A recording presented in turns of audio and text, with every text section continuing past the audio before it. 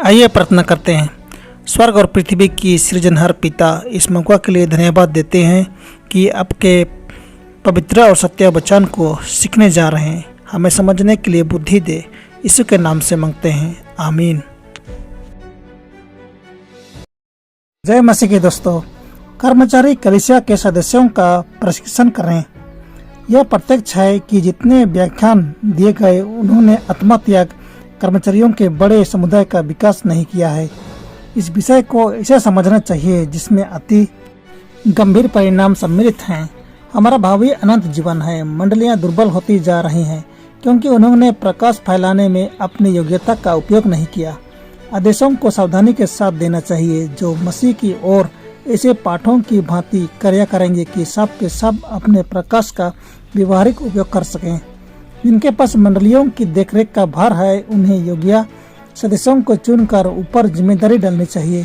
साथ ही साथ उन्हें आदेश देना चाहिए कि दूसरों की सेवा उत्तम रीति से कैसे कर सकें और आशीष दे सकें। कारीगर, वकील, सौदागर, हर प्रकार के व्यवसाय व पेशे के लोग यथाक्रम शिक्षा प्राप्त करते हैं ताकि वे अपने कारोबार में निपुण हो जाए। क्या मसीह के शिष्य जबकि प्रगट में उसके सेवा कार्य में संलग्न हैं, उन तौर तरीकों से अनुभवज्ञ रहें जिन्हें उपयोग में लाना चाहिए। अनंत जीवन प्राप्त करने के लिए धैर्यपूर्ण कार्य प्रत्येक सांसारिक विषय से श्रेष्ठ है। लोगों का यीशु की ओर नेतृत्व करने के हेतु मानव प्रकृति का ज्ञान और मानव मस्तिष्क का अध्ययन होना प्रावश्यक है कि सत्य के इस गूढ़ विषय को लेकर किस प्रकार पुरुष स्त्रियों तक पहुंचा जाए। ज्यों ही कलीसिया का स्थापन हो जाए, धर्माध्यक्ष सदस्यों को कार्य से जुटा दे। उन्हें निसंदेह यह सिखलाना पड़ेगा कि किस प्रकार सफलता से कार्य करना चाहिए। धर्माध्यक्ष को अपना अधिकांश समय उपदेश देने की अपेक्षा प्रशिक्षण में लगाना चाहिए। वह लोगों को सिखलावे कि वे उस ज्ञान को जिसे उन्होंने प्राप्त किया है दूसरों तक किस प्रकार पहुंचावे। नए चेलों को शिक्षण देना चाहिए कि वे अधिक अनुभवी कर्मचारियों से परामर्श लिया करें और यह भी बतलाना चाहिए कि वे धर्माध्यक्ष को परमेश्वर का स्थान ना दें। हमारे लोगों की सबसे बड़ी सहायता इस बात में की जा सकती है कि उन्हें सिखलाया जाए कि वे परमेश्वर के लिए काम करें और धर्माध्यक्ष पर नहीं किंतु परमेश्वर पर सारा भरोसा रखें। जिस प्रकार मसीह ने अपना कार्य किया था उसी प्रकार वे भी करना सीखें। वे कर्मचारियों की सेना में सम्मिलित हों और उसके लिए विश्वासयोग्य कार्य करें। शिक्षकगण लोगों के बीच काम करने के हेतु नेतृत्व करें। तब दूसरे लोग जो उनके संग संग काम कर रहे हैं उनके नमूने को पकड़ेंगे। एक उदाहरण अनेक सिद्धांतों के मूल्य से कहीं बढ़कर है। जिनके ऊपर कलीसिया की देखरेख का भार है उनको चाहिए कि ऐसे मुक्ति निकालें जिससे कलीसिया के प्रत्येक सदस्य को परमेश्वर के कार्य में काम करने का कुछ अवसर प्राप्त हो।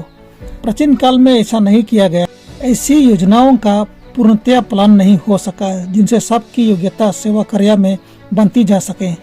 केवल थोड़े ही लोग हैं जो महसूस करते हैं इसके कारण कितना नुकसान उठाना पड़ा है। प्रत्येक कलीसिया में विशेष योग्यता है जिसे यथा योग्य परिश्रम द्वारा विकसित करके इस कार्य में बड़ी मदद हो सकती है।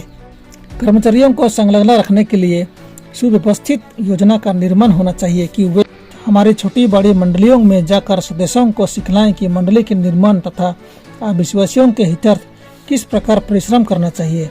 प्रशिक्षण की परम आवश्यकता है जो काम इस समय के लिए है। उसको करने के लिए प्रत्येक को अपने हृदय तथा मन को शिक्षित बनाना चाहिए और जिस कार्य के लिए वे उपयुक्त हों उसी में अपने को योग्य बनावे। जिस बात की इस समय हमारे कलीसिया के निर्माण में आवश्यकता है वह बुद्धिमान कर्मचारियों द्वारा कलीसिया के बीच योग्यता को पहचानने तथा उसका विकास करने का उत्तम कार्य है। इसी योग्यता जो स्वामी के सेवा कार्य के लिए शिक्षित की जा सके। जो लोग मुलाकात करने का परिश्रम करते हैं उनको भाइयों और बहनों को धार्मिक कार्य के व्यवहारिक ढंग पर आदेश देने चाहिए।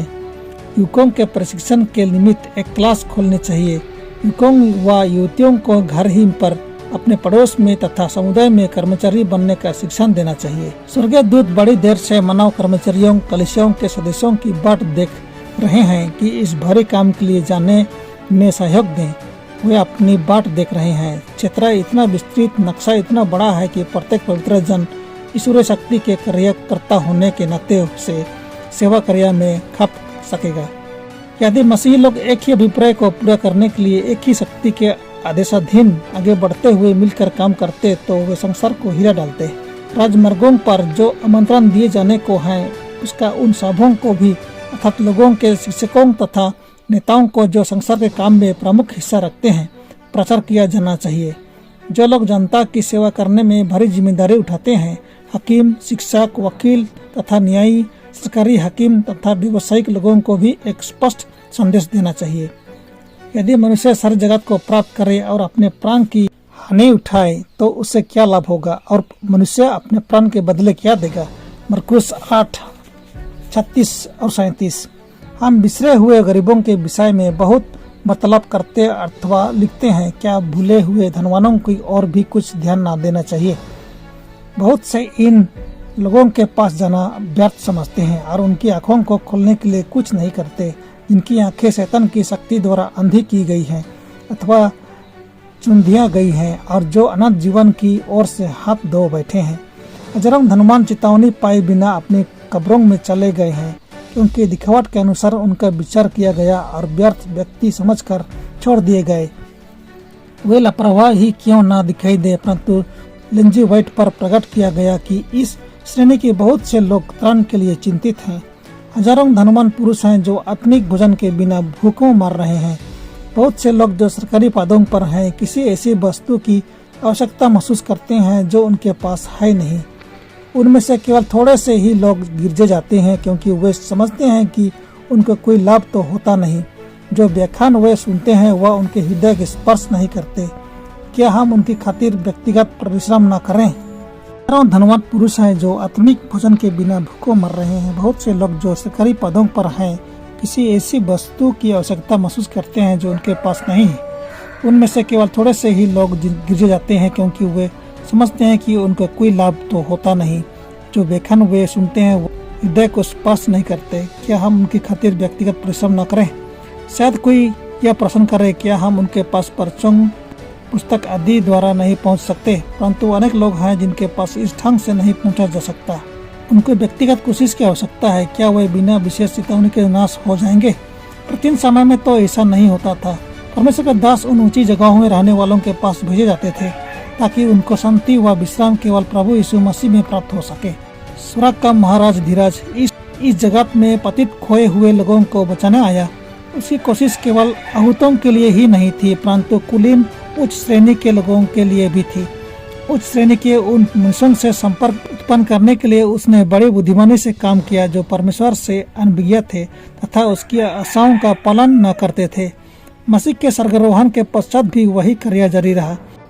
इजी वाइट का हृदय अति कोमल होता है जब वह उस दिलचस्पी का वृत्तांत पढ़ती है जो प्रभु ने कुर्नेलियुस पर प्रकट की।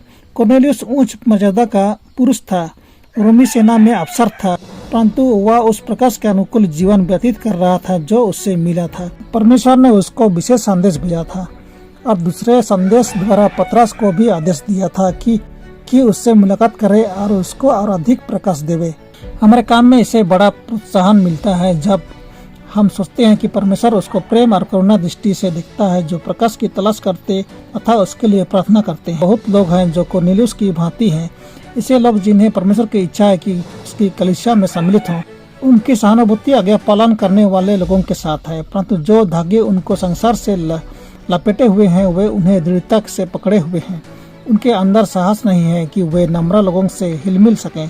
हमें इन लोगों के लिए विशेष परिश्रम करना चाहिए जिनको उनके दायित्व और प्रलोभन के कारण विशेष मेहनत की जरूरत है। क्योंकि संसार के अधिकारियों और प्रभावशाली पुरुषों से साधारण भाषा में यह कहना चाहिए, प्रभु यहोवा यूं कहता है, वे भंडारी हैं जिन्हें परमेश्वर ने महत्वपूर्ण धरोहर सौंपी है। यदि वे उसके बुलाहट को स्वीकार करेंगे तो परमेश्वर उनको अपनी सेवा कार्य में प्रयोग करेगा। कुछ लोग हैं जो विशेष रूप से उच्च श्रेणी के लोगों के लिए काम करने के योग्य हैं। उन्हें प्रतिदिन परमेश्वर को ढूंढना चाहिए और अध्ययन करना चाहिए कि किस रीति से इन लोगों तक पहुंचा जाए। केवल एक सरसरी मुलाकात के लिए नहीं, किंतु व्यक्तिगत परिश्रम और जीवित विश्वास द्वारा उनको पकड़ लेना और उनकी आत्माओं के लिए प्रगाढ़ स्नेह व सच्ची चिंता व्यक्त करना कि उनको परमेश्वर के वचन के अनुसार सत्य का ज्ञान प्राप्त हो जाए।